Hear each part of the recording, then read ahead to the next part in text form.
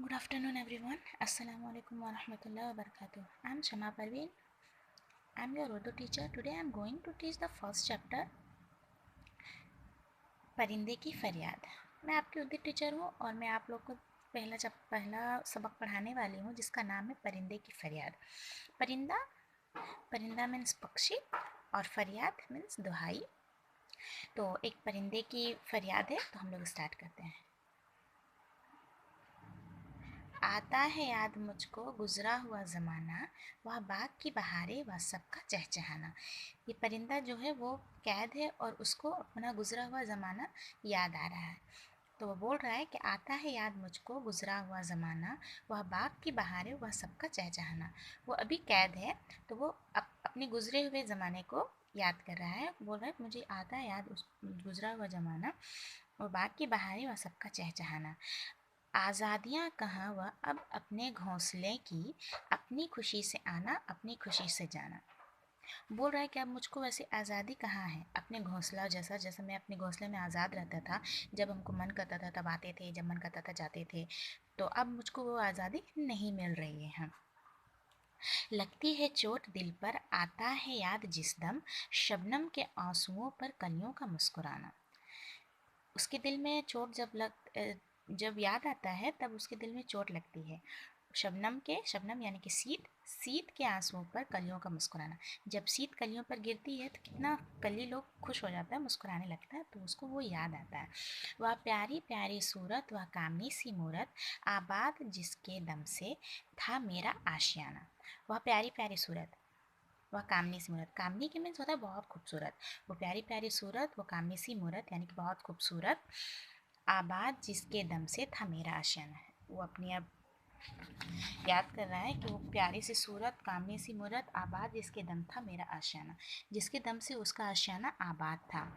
आती नहीं सदाएं इसके मेरे फ़कस में, होती मेरी रिहाई ए काश मेरे बस में। सदा की जमा है सदाएं। तो मेरे फ़कस के मीन्स होता है कैद। वो बोल रहा है कि मेरे मेरे आवाज़ का जमा है, मेरे आवाज़ में अगर मेरे कैद में मेरे होती मेरे रिहाई ए काश मेरे बस में। अगर उसकी रिहाई उसके बश में होती तो वो कब का यहाँ से निकल जाता। क्या बदनसीब हूँ मैं, घर को तरस रहा हूँ, साथी तो है वतन में मैं कैद में पड़ा हुआ हूँ। वो बोल रहा है कि मैं कितना बदनसीब हूँ कि मैं घर के लिए तरस रहा हूँ और मेरे तमाम साथी अपने वतन में हैं, मैं कैद में यहाँ पे पड़ा हूँ।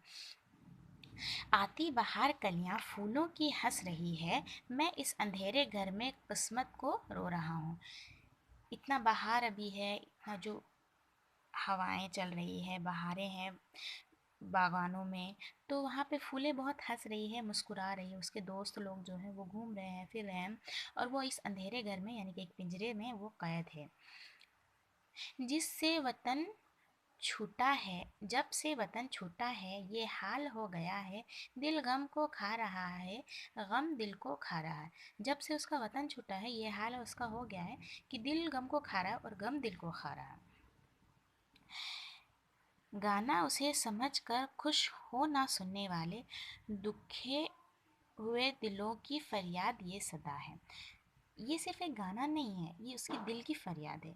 तो आप लोग इसको सुन के खुश मत होइए, ये उसकी दिल की फरियाद है, ये उसकी दिल की आवाज़ है।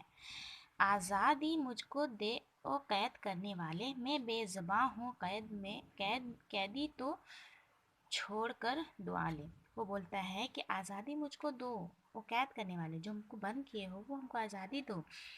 मैं बेज़ुबां हूँ, मेरे पास ज़ुबान नहीं है, और मेरे पास ज़ुबान नहीं है तो मुझे कैद से आज़ाद करके अब दुआएं लो तुम। तो क्या इस सबक से हमको क्या सबक मिलता है कि हम लोग को किसी जानवर को या किसी भी इंसान को, किसी भी चीज़ को हम लोग को कैद नहीं करना चाहिए। अगर हम लोग किसी को कैद करते हैं तो उसके जैसा हम लोग पहले उस फील करके देखना चाहिए कि हम लोग को कैसा फील होता है। जैसे कि एक अच्छा एग्जाम्पल अभी है हमारे पास, जैसे कि लॉकडाउन में अभी हम लोग अपने घरों में कैद हैं, तो हम लोग को कैसा फील हो रहा है, उसी तरह अगर हम लोग किसी परिंदे को कैद करते हैं तो हम लोग उन लोग को भी वैसा ही फील होता है। तो हम लोग को ये सबक मिलता है कि हमें कभी भी किसी जानवर को या परिंदे को कैद में नहीं रखना चाहिए। हमें सबको अपनी आज़ादी प्यारी होती है, तो हम लोग सबको आज़ादी देना चाहिए। और इस नज़म को लिखने वाले अल्लामा इकबाल साहब है। तो आज का ये चैप्टर ख़त्म होता है, द चैप्टर इज़ क्लोज्ड। आगे का नेक्स्ट वीडियो में मैं नेक्स्ट चैप्टर बताऊँगी। Okay, thank you.